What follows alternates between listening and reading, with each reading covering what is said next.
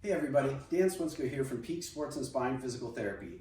A number of you have reached out to me with social media or email or text regarding these weird incidents of back pain that you've had as a result of doing all this unusual stuff because of the COVID crisis. Man, I get it. So what I thought I would do as a result of this is to create a 3-part series. This is going to be the first to help you guys try and get through your back pain.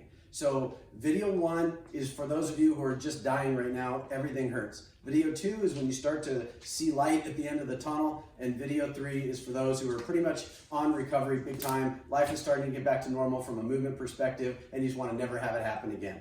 So video 1, first of all, let me say this. I know I can't assess you because we're just doing this by camera, but to a certain degree, I don't care. And here's why. Assuming you don't have cancer or something like that, which you probably don't, this is a mechanical problem. The messages that I've had are people doing normal stuff. They haven't been like squatting heavy weight and had a shift and oh my God, they had something like that. It wasn't a big load where they could actually be harmed. These are people doing like little simple daily things and going, oh my God, I can't move.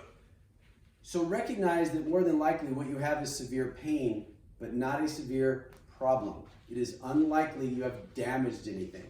Plus, again, with the COVID crisis, everybody has a certain amount of stress above and beyond normal, and stress is a pain amplifier. So if you have not been doing breathing drills or anything along those lines, you are missing out. On my YouTube channel, there's many, I'm sure there's several all over the place. Find one, go with it. But being mindful to diaphragmatically breathe and get a parasympathetic effect going instead of the sympathetic fight or flight stuff that we're all living under right now, that will help you a lot. Stress is a pain amplifier. Calm that down. That said, for those of you where every movement hurts, I need you to learn something that we call either anti-shrug or lat lock. Lats are just a big muscle on your backside. Many of us learned about our lats when we were doing a lat pull down in PE class in school. Your lats are a shoulder muscle, but they're also a back muscle. They're an important back muscle. They help link one shoulder diagonally across the back of your body to the other side hip. So they sync together and create like a corset back there. When you learn how to turn them on, so to speak, on purpose and make those muscles tight, they create a corset. So all of those simple little moves that hurt right now, like to bend over and wash your teeth or, contact lenses, all of those, I just said wash your teeth, brush your teeth, wash your face. Hey, I'm an amateur. All of these things, when they happen, they hurt. This will make a difference to you. So lat lock or anti-shrug is simply this. Think about shrug is up, anti-shrug, down. Note, I'm not doing this. When people make a mistake and they don't feel better from this drill, they do this. It's not shoulders back, it's shoulders down.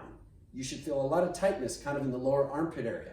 Now, when your shoulders are down and then you rise from the chair and then you bend over at the sink and then you roll over in bed, you will have stability. Getting out of the car, that's another one. People in this situation, getting in and out of the car is so painful for them. Lock those lats down and then get out of the car. You're gonna have some support. It's either gonna be pain-free or way less. There's no way it's not gonna help. I've never had anybody tell me this has not helped. So keep in mind, using those on purpose will help get you through this acute phase. I'm not saying you live your life like this, and I'm not saying you should have done it before. I'm saying you do it now, when your back is sensitive. All we're looking to do is desensitize it. If every time you get out of a chair hurts, if every time you use the bathroom sink hurts, if every time you get in and out of your car hurts, all these simple things, then if you think of like if you have a bruise and you hit that bruise over and over again, it won't take but the tiniest brush for that to actually hurt. And intellectually, you know you're not causing harm to your body by just doing that, but it still might hurt. No different with your back. It's sensitized, it's pissed off and angry, it doesn't take much. Start calming it down.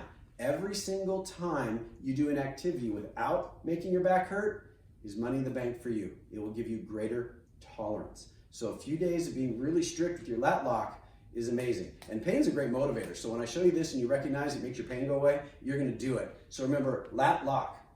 Now, I started to talk about coming forward at the sink or at a drawer or whatever.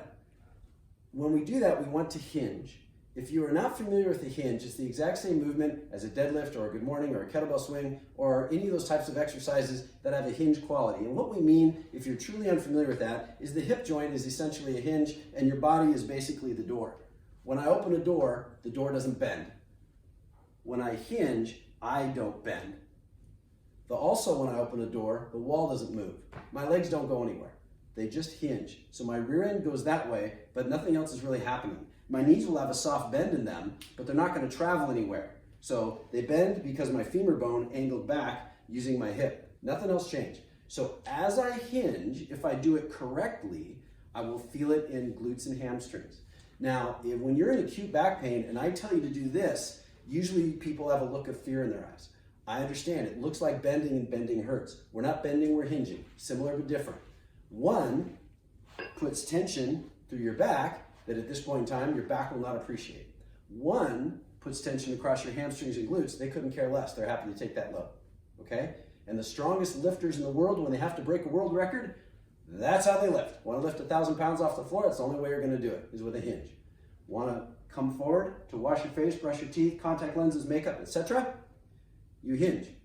Now, if you lock your lats and hinge, you have to kind of learn how to do that and have your hands free to do what you still want to do, but it's remarkable. You're going to be able to do life without it hurting like that. It's going to take so much of your pain away, and again, then it stops the guarding and all of the rest. It allows things to calm down. It allows things to settle down. That being said, another thing that's very good for you when you're really hurting like this is to walk to tolerance. Not pain tolerance. I'm not asking you how tough you are. To symptom tolerance.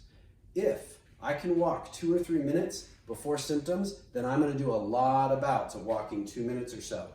If I can walk 10, whatever. If you don't know what it is, start small.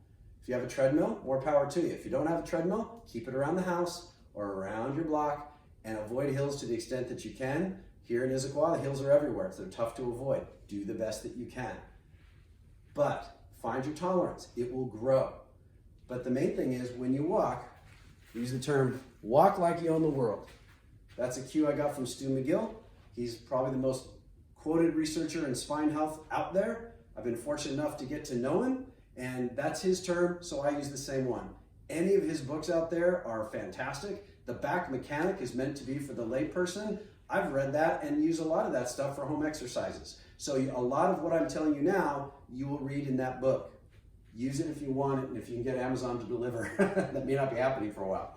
But when you walk like this, you're essentially having some parts of your nervous system under tension. And we use the term flossing. Imagine if I have a piece of floss and I go like this between my teeth, I'm loosening things. So for a lack of better way of saying it, when we're walking, we're creating a little bit of movement of the neural tissue, and that's good for it, but it may have a limited tolerance right now. Let your body tell you what that is. Listen to your body, and if you stay below the threshold of pain, the threshold will grow. Next video, we'll talk to you about some other things to do. I hope you found that helpful. If you have anything more you want from me, leave me a message, or look on my YouTube channel. There's lots of stuff there. It's under Dan Swinsko. Just look for it.